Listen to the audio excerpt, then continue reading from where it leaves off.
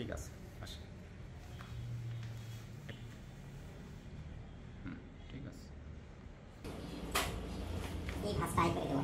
হ্যাঁ, যে বেক ফুল আছে স্যার, আমার সার্জারি আছে, ওটা তো আপনি জানেন না, পিছনে তাক আছে তো,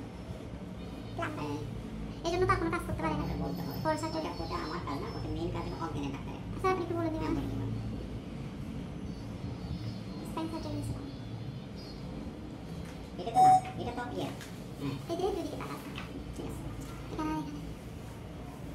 স্যার কীভাবে সুন্দরভাবে আপনি হচ্ছেন এগুলার কারিগর, আপনি করবেন, আমি এই জন্য আপনার কাছে আসলাম।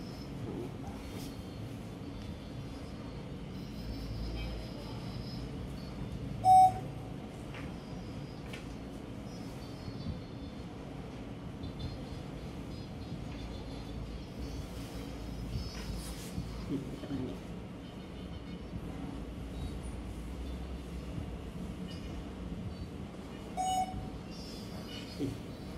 মাথায় লেভেলে বসে এটা শোয়ার পরে আবার কি হয়।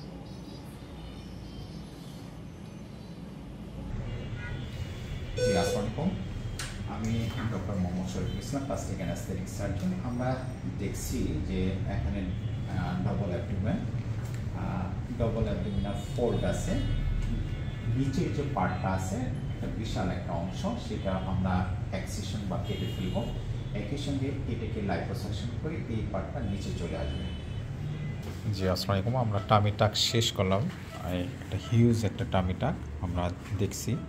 এটা সাইড থেকে যদি দেখি একদম পেটটা টান টান হয়ে গেছে, একদম কনকেভ আকৃতি। আমরা যদি উপর থেকে দেখি, এই হলো পেট,